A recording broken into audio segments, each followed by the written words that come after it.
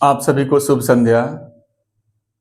आप सभी को धनतेरस, दीपावली, गोवर्धन पूजा, चित्रगुप्त पूजा तथा भैया दूज की ढेर सारी शुभकामनाएं। साथ ही साथ सूर्य उपासना का पर्व सूर्य षष्ठी की भी ढेर सारी शुभकामनाएं। माँ लक्ष्मी से मेरी प्रार्थना है कि हमारे वरिष्ठ अध्यापक तथा अध्यापिकाओं के लिए जो टेट को लेकर के सरदर्द बना हुआ है, सुप्रीम कोर्ट के आदेश आने के बाद वे अपने आने वाले एग्जाम में उत्तीर्ण हों, जिससे इससे मुक्ति मिले, और तथा जो भी फ्रेशर्स बेरोजगार भाई बहन हैं उन्हें भी जॉब मिले, जिससे कि वे अपने ऊपर लगे बेरोजगारी के ठप्पे को जल्दी से जल्दी दूर कर सकें। हमारी तरफ से यही शुभकामना है। आते हैं आज के अगले प्रश्न पर। प्रश्न नंबर 5 है, यदि किसी वर्ग की भुजा में 10% की वृद्धि कर दी जाए तो उनके क्षेत्रफल में कितने प्रतिशत की वृद्धि होगी? मैंने पहले ही लिख दिया है, ट्रिकी अप्रोच। इसका मतलब कि कहीं ना कहीं यह समय बचाने वाला प्रश्न है, लेकिन मैं इसको समझाने का प्रयास करूंगा। कॉन्सेप्ट पे जाऊंगा तो काफी टाइम लगेगा, इसलिए जो बताने जा रहा हूं बहुत ही इजी है, बहुत जल्दी आप समझ पाएंगे। इसके लिए एक फॉर्मूला है, x plus y plus x into y upon 100। यही आपका रिजल्टेंट देगा। इसको आप कहीं नोट कर लीजिएगा। यहाँ पे x और y दो तरह के फिगर बनेंगे, उन पर लागू होगा। एक आपका वर्ग बनेगा जहां दोनों भुजाएं बराबर होंगी। यदि ये x है तो ये भी x होगा। और एक फिगर बनेगा आयत, जहां ये x है तो ये क्या होगा? y होगा। हमने एक स्टैंडर्ड फॉर्म में लिख दिया है। अब जब आपका वर्ग का केस आएगा तो दोनों x होंगे, यहाँ भी x, यहाँ भी x, और ये फॉर्मूला चेंज हो जाएगा। आयत आएगा तो दो विमाएं हैं, क्योंकि जो भी वर्ग है वो द्विविमीय आकृति है, 2 डायमेंशनल फिगर, 2D फिगर है। 3D भी अगर होगा तो उसके लिए भी हम एक बार 2D का प्रयोग करके जो रिजल्टेंट आएगा उसको फिर 2D के रूप में तीसरे के साथ चलेंगे, तो 3D वाला भी इस पर अप्लीकेबल हो जाएगा। वो प्रश्न आएगा, समझा देंगे। वर्ग में यहाँ वृद्धि की बात की गई है तो ये प्लस होगा, प्लस होगा, यानी वर्ग के केस में यह x plus x plus x into x upon 100। इसका मतलब ये हो गया आपका 2x plus x square upon 100। ये आपके वृद्धि के लिए हो गया। इन द सेम वे जब आपकी कमी होगी, ये आपका हो गया वृद्धि। जब कमी होगी, मैं इसको ओरली समझा रहा हूं, यहां माइनस, यहां माइनस, तो यहां भी माइनस, इसलिए माइनस और माइनस क्या होगा? जुटेगा और वो माइनस में ही रहेगा, यानी -2x। फिर ये माइनस और माइनस गुणा होगा तो प्लस होगा, यानी यहाँ जो प्लस है वो प्लस ही रहेगा, एक्स स्क्वायर अपॉन 100। यह फार्मूला लगाएंगे जब वर्ग की भुजा में कमी की बात की जाएगी। क्लियर? आयत की बात जब की जाएगी तो दो विमाएं हैं, किसी में वृद्धि, किसी में कमी, किसी में कमी, किसी में वृद्धि, दोनों में वृद्धि, दोनों में कमी। 4 इसके फॉर्म होंगे, वो चिन्ह उसी के हिसाब से लगाते हुए हम इसको सॉल्व कर लेंगे। आगे इस प्रश्न का जवाब देने के लिए वर्ग की भुजा जो है वृद्धि दी गई है 10% की, जो कि ये पॉजिटिव वाला है, यानी 2 into 10 plus 10 square upon 100 equals to 2x plus 100 upon 100। काट देंगे, 1 टाइम जाएगा, यहाँ आपने गुणा किया तो 2 इंटू 10 इक्वल टू 20 इक्वल, अब यहाँ पे 20 प्लस 1 ऐड करेंगे 21%, यही आपका आंसर हो जाएगा, जो कि ऑप्शन नंबर बी है।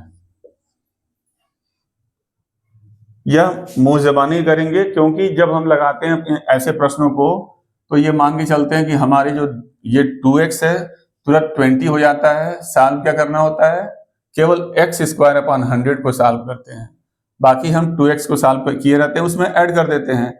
हम यहाँ पे x स्क्वायर करते तो 10 का वर्ग 100, 100 बटा 100 1, और 20 हमारा पहले से दिमाग में रहेगा ही, 20 और 1 को जोड़ेंगे 21%, 10 से 15 सेकंड में ये प्रश्न सॉल्व हो जाएगा। लेकिन हमने सोचा कि समझा के बताएंगे, आपको ज्यादा फायदा होगा, और आने वाला फिर प्रश्न कोई भी होगा इस फार्मूले पर आधारित, इस ट्रिक पे आधारित, तो उसे आप बहुत ही आसानी से कर लेंगे।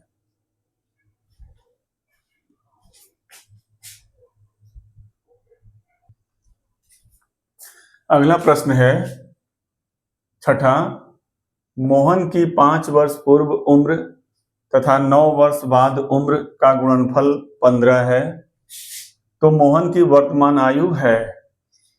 मैंने यहां साफ साफ लिख दिया है विलोपन विधि, जिसको अंग्रेजी में बोलते हैं एलिमिनेशन मेथड, वही वाला ट्रिक लगेगा।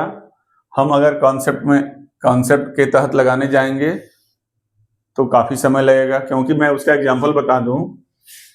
5 वर्ष पूर्व उम्र की बात करेंगे, सपोज करिए कि मोहन की वर्तमान आयु x है, तो x माइनस 5, 9 वर्ष बाद तो x प्लस 9, फिर उनका गुणनफल मल्टीप्लाई करेंगे दोनों का इक्वल टू 15, फिर गुणा करेंगे, और गुणा करने पर जो भी आएगा वो द्विघात समीकरण के रूप में आएगा, और उसे आप सॉल्व करेंगे, काफी समय लगेगा। इसलिए उस पर जाने की जरूरत ही नहीं है, हमें एग्जाम को क्वालिफाई करना है। इसलिए एलिमिनेशन मेथड कैसे लगाएंगे, किस प्रश्न में क्या ट्रिक लगाएंगे, मैं उसको विधिवत बताते चल रहा हूं, इस पर आप विशेष ध्यान देंगे, निश्चित रूप से आपको फायदा होगा। मोहन की वर्तमान आयु है, मैंने मान लिया पहला आंसर सही है। मोहन की वर्तमान आयु 4 वर्ष है। एलिमिनेट करना है, कैसे करना है, हमने इसको मान लिया सही, और सही तब होगा जब इसके दिए हुए कंडीशन अप्लाई होंगे, अप्लीकेबल होंगे। एक एक करके उसको चेक कर लेते हैं। कह रहा है कि मोहन की 5 वर्ष पूर्व उम्र, अगर वर्तमान आयु 4 है तो 5 वर्ष पूर्व पैदा ही नहीं हुआ होगा, इसलिए पहला आंसर नहीं होगा, गलत होगा। खत्म। नेक्स्ट पे चलते हैं। मान लिया कि 5 है, फिर कह रहा है 5 वर्ष पूर्व उम्र, घटाएंगे तो 0, फिर यहां भी पैदा नहीं हुआ होगा, यह भी नहीं होगा। तीसरा चलते हैं, 5 वर्ष पूर्व उम्र, यानी कि 7 में से हम 5 घटाएंगे, और कह रहा है तथा 9 वर्ष बाद, यानी कि अगर 7 सही है तो इसमें 9 जोड़ेंगे, यानी वर्तमान उम्र 7 को सही मान रहे हैं कि ये वर्तमान उम्र 7 है। 5 वर्ष पूर्व घटाएंगे, 9 वर्ष बाद जोड़ेंगे, और कह रहे हैं इनका गुणनफल क्या है, 15 होना चाहिए। अगर है तो ये है, नहीं तो हम आगे चलेंगे। यहाँ 2 और यहाँ 16, 16 दूना क्या होगा, 32, ये भी नहीं होगा। अब जाहिर सी बात है कि हम आगे चेक करने की जरूरत नहीं है, हम इसी को आंसर दे के आगे बढ़ जाएंगे एग्जामिनेशन हॉल में। लेकिन यहाँ एक बार चेक कर लेते हैं कि यह आंसर क्यों होगा, कैसे होगा। माना कि वर्तमान आयु क्या है, 6 है, तो 6 में से 5 वर्ष पूर्व कह रहा है पहला कंडीशन, 5 घटाएंगे, 9 वर्ष बाद कह रहा है तो 6 में 9 जोड़ेंगे, ठीक है, गुणा करेंगे, इक्वल टू हमारा 15 आना चाहिए। 6 में से 5 घटाएंगे, 1 गुणे 6 और 9 15, 15 एकम 15, कंडीशन हमारा यहाँ फुलफिल किया, इसलिए जो विकल्प हमारा 6 है, जो हम ये मान के चले थे, वही हमारा राइट आंसर है।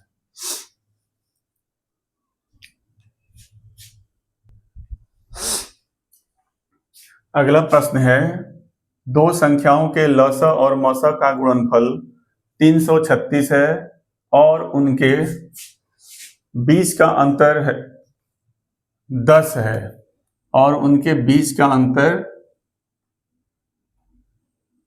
10 है, तो वे संख्याएं कौन सी होंगी? यहां फिर मैं कहूंगा कॉन्सेप्ट पर लगाने की कोशिश कभी मत करिएगा, टाइम टेकिंग होगा, और मैं अब कॉन्सेप्ट पे लगाना भी बंद कर दूंगा, इसलिए कि दोनों जब समझेंगे तो कंफ्यूज जाएंगे और एक ही रहेगा तो दिमाग में यही बैठेगा कि ऐसे प्रश्नों को हमें ऐसे ही सॉल्व करना है। कैसे सॉल्व होगा देखते हैं। मैंने फिर यहां लिखा है विलोपन विधि का यही ट्रिक लगेगा। हम पूछ रहे हैं कि तो वे संख्याएं कौन सी होंगी। हम मान लेते हैं कि पहला आंसर आपका सही है, वे संख्याएं 10 और 20 हैं। कंडीशन फुलफिल कराना है, आंसर को देखते चलना है। दो संख्याओं के लसा और मौसा का गुणनफल क्या है? 336 है। अब देखिए गुणनफल क्या है? 336। यहाँ पे क्या है, वो संख्याएं अगर 10 20 होंगी तो यहाँ पे दिख रहा है आपको गुणनफल क्या होगा, यहाँ पे 200, यानी 336 हमारा नहीं होगा। पहला आंसर गलत हो गया। दूसरे पे आते हैं, अंतर तो सब जगह 10 है, 10 और 20 का अंतर 10 है, 14 24 का अंतर 10 है, यहाँ भी 10 है, यहाँ भी 10 है, यानी जो दूसरा कंडीशन है वो चारों में फुलफिल हो रहा है। अब पहला वाला ही गुणनफल का अगर फुलफिल हो गया तो वही हमारा आंसर हो जाएगा। क्योंकि इकाई यहाँ 6 है, ये भी दिख रहा था कि यहाँ गुणा करने पर 6 नहीं आएगा, तो ये नहीं होगा। 4 चौको 16 हो सकता है, 4 चौको 16 हो सकता है, 4 चौको 16 हो सकता है। अब दहाई की संख्या वहां देखते हैं कि 3 है, फिर सैकड़े के स्थान पर क्या है? 3 है। 6 तो हमारा कंफर्म हो गया। अब दहाई दहाई के गुणा करेंगे तो 1 2 2, अगर हासिल भी आ जाए तो अधिकतम 3 के आसपास आने का चांसेस है, इसलिए इसको रोक देते हैं। यहाँ क्या है? 3 दूना 6 दिख रहा है, यानी कि आपका जो संख्या है वो 6 होगा। हासिल भी जोड़ेंगे तब भी हमें जो है 336 तक पहुंचने के लिए बहुत मशक्कत करनी पड़ेगी, नहीं आ पाएगा, इसलिए ये आंसर नहीं होगा। क्योंकि 3 दूना 6, फिर हासिल लेंगे तो ये आपका 6 और ये 6, फिर यहाँ कुछ संख्या आएगी, यानी कि 336 नहीं आएगी, वो अधिक आएगी, इसलिए हमारा सी नहीं होगा। यहाँ भी आपका 3 चौको 12, 4 चौको 16, 6 है यहाँ पे, बट 12 आने से फिर हमारी संख्या बड़ी हो जाएगी, इसलिए डी भी नहीं होगा। बचा हमारा बी, यही राइट आंसर होगा। बट इसको क्रॉस चेक कर लेते हैं तो 14 और 24 का जो अंतर है वो क्या है? 10 है। कंडीशन फुलफिल कर रहा है। गुणा करेंगे 14 और 24 में, 14 का पहाड़ा पड़िए, 14 चौको 56, 6 हासिल 5, 14 दूना 28 और 5 33, 336 फुलफिल किया, इसलिए बी हमारा राइट आंसर होगा।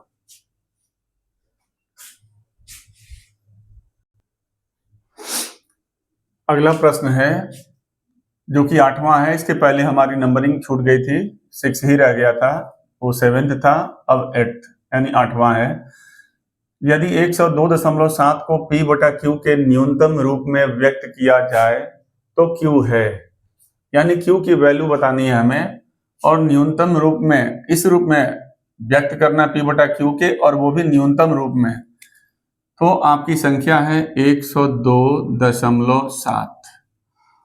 जब हम P बटा Q के रूप में दिखाएंगे तो निश्चित रूप से उसमें अंश भी होगा और हर भी होगा। और यहाँ क्या है कि दशमलव दिया हुआ है, दशमलव को हटाने के लिए हम क्या करते हैं? 1 बढ़ाते हैं, जितने अंक होते हैं 0 बढ़ा देते हैं। इस प्रकार क्या होता है, ये हमारा खत्म हो जाता है, यानी संख्या हमारी हो गई 102, यानी 1027/10। ठीक है। और ये क्या है? न्यूनतम रूप में भी करना है, तो अब ये कटेगी नहीं, क्योंकि 2 से ये कटेगी, और सपोज करिए 7 2 9 1 10, 3 से भी नहीं कटेगी, किसी भी संख्या से कटेगी, बट ये कॉमन अब नहीं कटेगी। 5 से कटेगी नहीं, 2 से कटेगी नहीं, 3 से कटेगी नहीं, 4 से कटेगी नहीं, यानी यही इसका न्यूनतम रूप है। और जो ही ये न्यूनतम रूप में हो गया तो Q के बारे में पूछ रहा है, इसी को हम कंपेयर करेंगे P बटा Q से। जाहिर सी बात है कि P की जगह पर क्या है? 1027 और Q की जगह पर 10। यानी कि हमारा जो वैल्यू जो पूछा गया है Q क्या होगा, तो Q इक्वल टू क्या होगा, 10 होगा। यही हमारा आंसर है, ऑप्शन नंबर बी।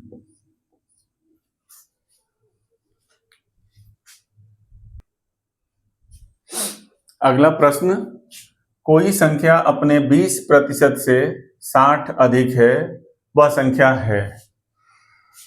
यहां भी कौन सा नियम लगाएंगे, वही विलोपन विधि।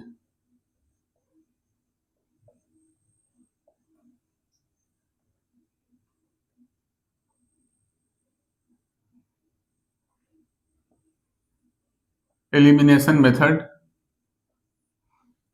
एक एक ऑप्शन को काटते जाएंगे अपने तर्कों के आधार पर और फिर हमारा आंसर निकल जाएगा। कह रहा है कोई संख्या अपने 20% से 60 अधिक, यानी कि कोई भी संख्या, सपोज करिए कि पहला ऑप्शन सही है, तो कह रहा है उसका जो 20% होगा उससे 60 अधिक है, जो एक्चुअल संख्या है। ये बताइए, जब ये संख्या अभी 60 से कम ही है तो अभी इसका 20% उसमें जोड़ेंगे 60, तब हमारी संख्या होगी। यानी जब अपने आप में ये 60 के नीचे है तो यहाँ विचार करने का कोई मतलब ही नहीं। 45 है, ये भी कम है, विचार करने का कोई मतलब नहीं। ना हमें x मानना है, ना हमें लंबा प्रोसेस करना है, कुछ नहीं। क्योंकि ये 60 से अधिक है तो संभावना बन सकती है, बट ये संख्या छोटी होगी। क्यों होगी, सपोज करिए कि यही ऑप्शन आपका सही है।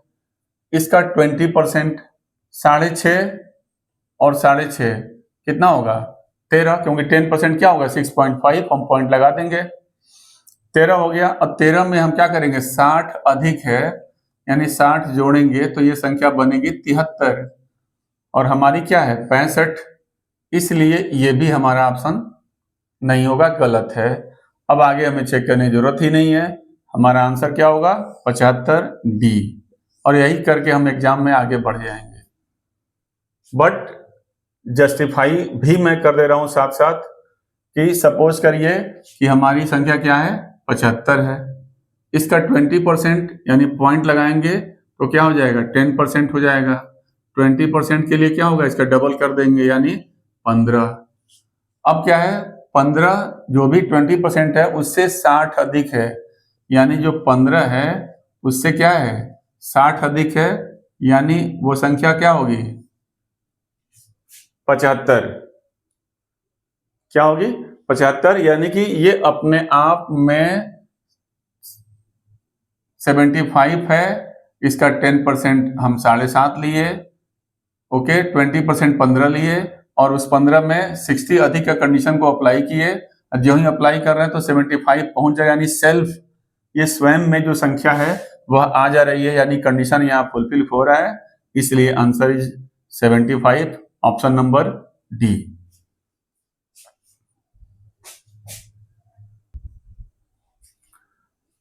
अगला बहुत ही सुंदर प्रश्न है, 3:57 अपराह्न, यानी कि 3:57 PM से 5:58 पहले क्या समय था। चुटकिला प्रश्न है, और AM और PM में अगर फंस गए तो ये आंसर नहीं दे पाएंगे, गलतियां भी हो जाएंगी। यहां भी हम कहें कि विलोपन विधि काम करेगा तो कोई गलत नहीं होगा। सबसे पहली बात तो ये 3:57 PM की बात की जा रही है, और 5:58 पहले, यानी 3:57 तो पूरा बैक जाएगा ही, उसके पहले बैक जाएगा, यानी कि उसके बैक जाने से हमारा समय PM से किस में चला जाएगा AM में, यानी कि ये 3 AM वाले दिए गए हैं, एक PM वाला है, ये कतई नहीं होगा। क्लियर। अब यहाँ पे हम ये दिमाग लगाएं कि 3:57 का मतलब लगभग 4 बजे है, और 5:58 का मतलब लगभग 6 घंटा पहले। ये कॉमन सेंस की बात है, आंसर जल्दी मिल जाएगा आपको, बाद में हम उस एग्जैक्ट टाइम देख लेंगे। यानी कि 3:57 यानी 4 से 6 घंटा पहले, यानी 4 बज रहा है, और उसके 6 घंटा पहले यानी 4 घंटा तो वो माइनस होगा ही, उससे भी पहले 2 घंटे पहले की बात की जा रही है। पहले आते हैं, पहले नंबर पे 7:58 AM है, यानी लगभग ये 8 मान लें, क्या मान लें इनको, 8 बजे मान लें। और 8 बजे मान लें और टाइम दिया गया क्या, 4 बजे लगभग, यानी 8 बजे का मतलब 4 घंटे बाद 12 बजेगा, उसके 4 बजे के बाद की बात की जा रही है, यानी दोनों के बीच का जो समय होगा 4 घंटा इधर और 4 घंटा इधर, 8 घंटा। और कह क्या रहा है, 5 घंटे 58 मिनट पहले, यानी लगभग 6 घंटे पहले की बात की जा रही है। और यहाँ 8 हो रहा है, इसलिए पहला ऑप्शन क्या होगा, नहीं होगा। यहाँ 10 है, लगभग क्या है, 10 है, और ये 4 बजे के पहले की बात की जा रही है, 10 के बाद 12, 2 घंटा, और ये 4 घंटा, 6 घंटा, तो लगभग 6 घंटा यानी दिख रहा है। तो संभावनाएं हमारी क्या होंगी, यहाँ बन सकती हैं, किसमें, बी वाले ऑप्शन में। अब बचा हमारा लास्ट ऑप्शन 6:59। 6:59 का मतलब क्या हो गया, 7, और 7 बजे के बाद 12 बजेगा तो 5 घंटा, और 12 बजने के बाद 3:57, यानी 5 और 4 9 घंटा। टोटल कितना घंटा का अंतर हो रहा है, 9 घंटे का, और अंतर होना चाहिए कितने घंटे का, 6 घंटे का, इसलिए डी भी नहीं होगा। यानी कि ए नहीं होगा, सी नहीं होगा, और डी नहीं होगा। तो बचा कौन हमारा, बी, यानी बी हमारा आंसर 9:59 ही होगा। इसको वेरीफाई कर लेते हैं। तो 9:59 का मतलब हमारा 10 बजे, और 3:57 का मतलब 4 बजे, 10 के बाद 12, 2 घंटा, और 4 बजे 2 बजने में मतलब 4 घंटा बीतेगा, तो 2 और 4 6 घंटा, ये 6 घंटा हमारा मिल जा रहा है, इसलिए यह आंसर होगा। और एग्जैक्ट टाइम की अगर बात करेंगे तो यहाँ 9:59 है, इसका मतलब क्या हुआ, 6 घंटे में 2 मिनट अभी कम है, यानी कम होने के चलते 57 से क्या होगा, 2 मिनट हमारा आगे जाएगा, इसलिए 57 यहाँ है और यहाँ 59 है, वो +2 मिनट होगा, तो 9:59 होगा। यही आपका राइट आंसर होगा। आज के लिए बस इतना ही। उम्मीद है कि आप लोगों को यह क्लास अच्छी लगी होगी, और निश्चित रूप से कुछ न कुछ जानकारी आपको मिलेगी ही, इतना तो मेरा दावा है। सॉल्यूशन तो आपको सोशल मीडिया पे, बुक्स में जरूर मिल जाएंगे, लेकिन करने का जो तरीका है उसमें निश्चित रूप से आपको कुछ नया मिलेगा। इसलिए आप अपनी प्रतिक्रिया जरूर दें, और फिर मुझे मेरा मनोबल बढ़े, और मैं आगे फिर अगला क्लास लूं। आज के लिए बस इतना ही, धन्यवाद।